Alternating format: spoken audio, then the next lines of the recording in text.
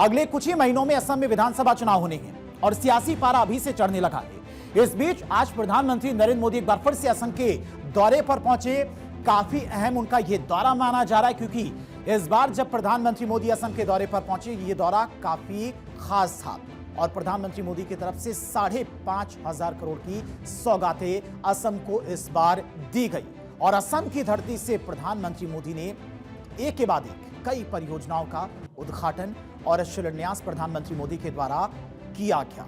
तो बड़ी सौगातें प्रधानमंत्री मोदी की तरफ से असम को आज दी गई हैं और एक नहीं कई सारी परियोजनाओं की सौगात पीएम मोदी की तरफ से असम को दी गई। कई सारी परियोजनाओं का उद्घाटन और शिलान्यास कर मानव सौगातों की बौछार लगा दी हो।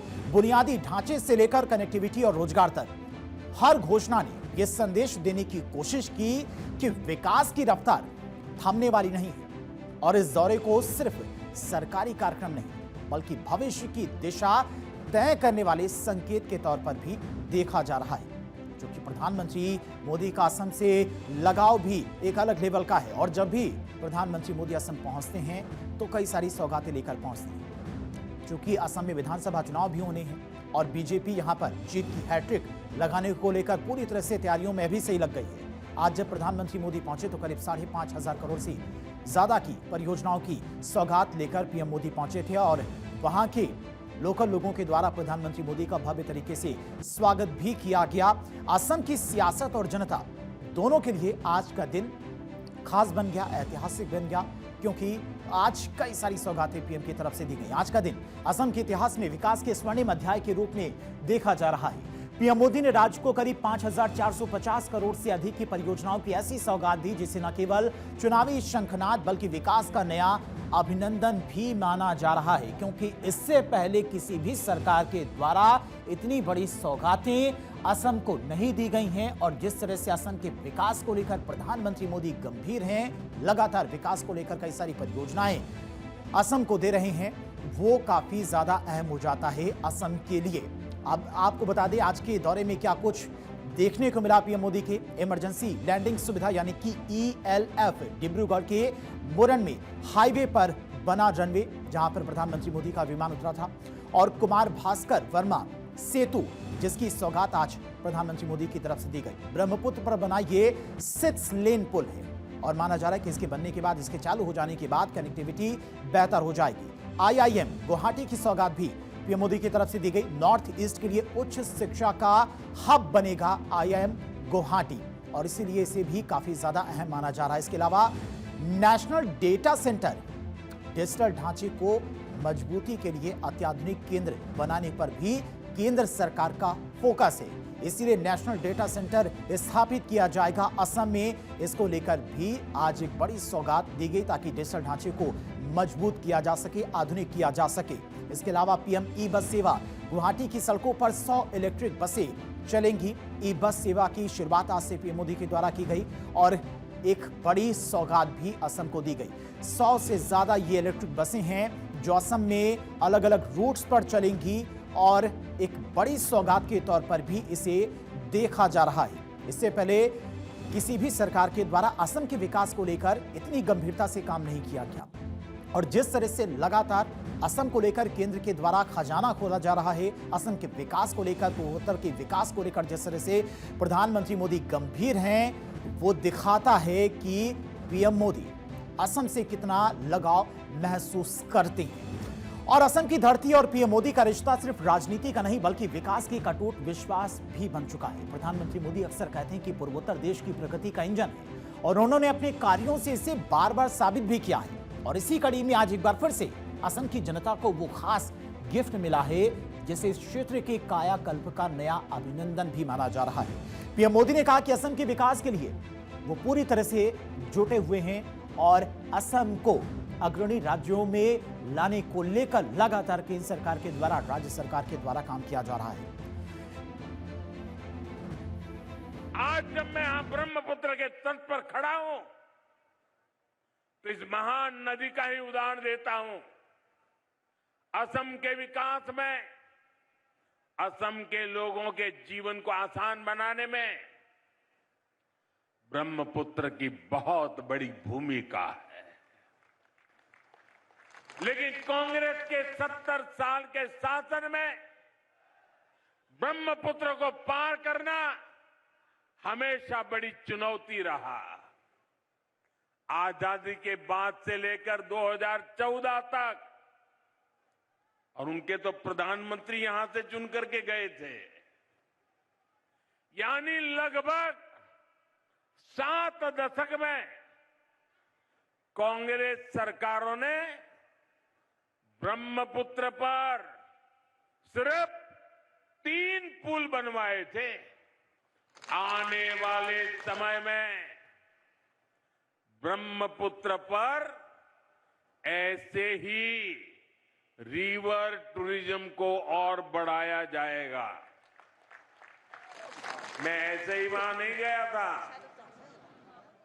मैं देश को बताना चाहता था कि टूरिज्म के लिए इससे बेहतर जगह नहीं है। आओ, ये मेरा असम है, ये मेरी ब्रह्मपुत्र है, आइए।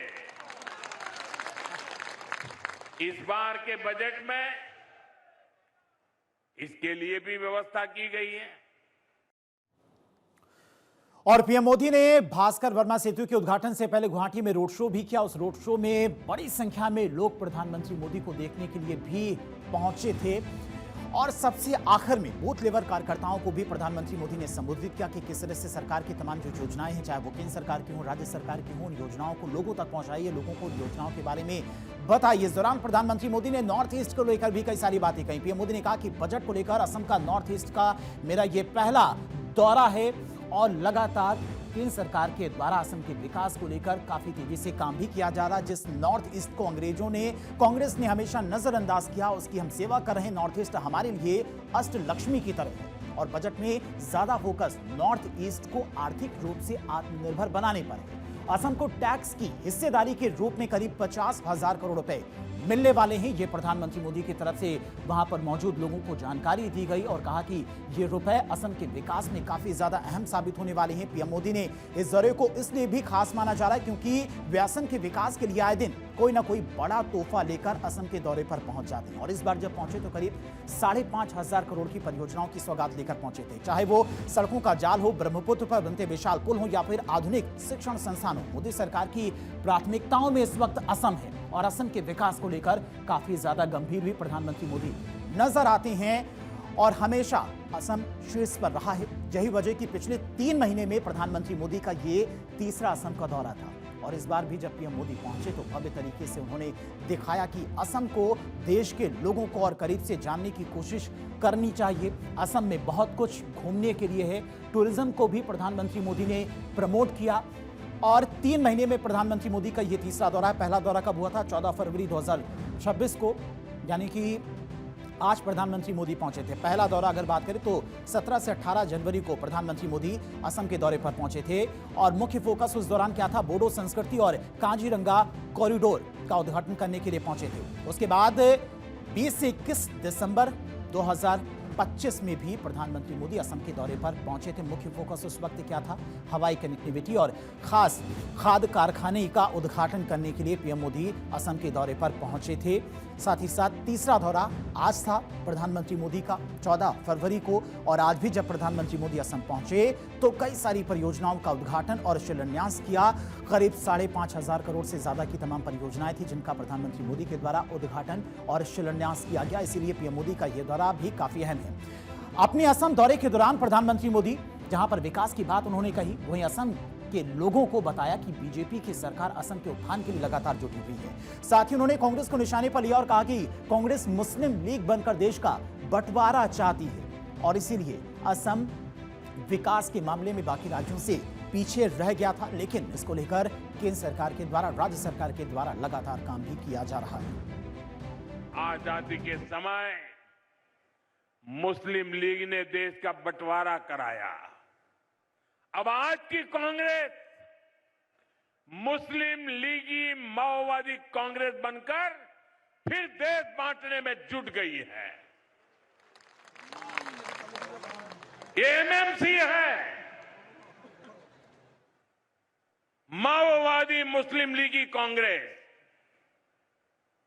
और इसलिए आपको कांग्रेस से सावधान रहना है और असम की जनता को भी सावधान करना है।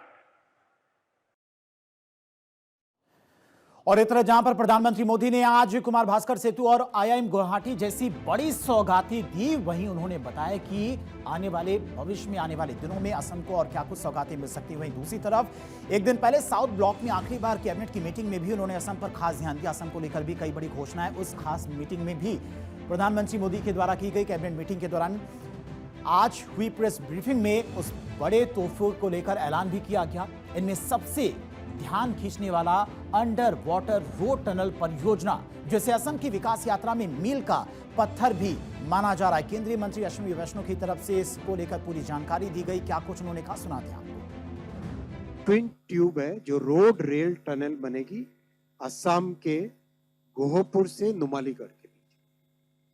ये 34 किलोमीटर का प्रोजेक्ट है जो 18,662 करोड़ रुपीस का इन्वेस्टमेंट इस प्रोजेक्ट में होगा। हाईवे और रेलवे दोनों मिलके ब्रह्मपुत्र रिवर के नीचे ट्विन टनल बना के उसके थ्रू हाईवे और रेलवे दोनों की कनेक्टिविटी यहां से होती है। NH-15 हाईवे और रंगिया मुकोंगसेलेक रेलवे सेक्शन दोनों के कॉमन टनल। माननीय प्रधानमंत्री जी हमेशा गति शक्ति के माध्यम से कोऑर्डिनेशन और सिनर्जी लाने की प्रेरणा देते हैं, वो इसी प्रेरणा के थ्रू बना है। और केंद्र सरकार ने असम में ब्रह्मपुत्र नदी के नीचे under water road rail tunnel बनाने की योजना को मंजूरी दे दी है। यह देश की पहली सुरंग होगी जिसमें सड़क और रेल दोनों होंगी। इसे ट्विन ट्यूब यानी कि TBM टनल नाम दिया गया है। और प्रधानमंत्री नरेंद्र मोदी की अध्यक्षता में शुक्रवार को हुई केंद्रीय मंत्रिमंडल की आर्थिक मामलों की समिति की बैठक में इस योजना से जुड़े प्रस्ताव को हरी झंडी दी गई। नॉर्थ ईस्ट के लिए इस टनल को गेम चेंजर भी माना जा रहा है और ब्रह्मपुत्र के नीचे गेम चेंजर सुरंग बनाई जाएगी। इसको लेकर ऐलान किया गया। क्या मकसद इसके पीछे है? चीन के वाटर गेम प्लान की काट भी इसे कहा जा रहा है। और गोहपुर को नुमालीगढ़ कनेक्ट करेगा। लंबाई की अगर बात की जाए तो करीब 33.7 किलोमीटर ये लंबा होगा। कुल अनुमानित लागत की अगर बात की जाए तो करीब 18,662 करोड़ रुपए का खर्चा आएगा इस परियोजना में। एक टनल में रेलवे और दूसरे में रोड होगी। देश में अपने आप में ये एक पहली टनल होगी। टनल से गुजरेंगी ट्रेन और गाड़ियां एक साथ। 4 लेन की सुरंग होगी। सेना के भारी वाहन आसानी से गुजर सकेंगे। गाड़ियों की रफ्तार 75 किलोमीटर प्रति घंटे की होगी। वेंटिलेशन के लिए भी इस टनल में खास इंतजाम किए जाएंगे।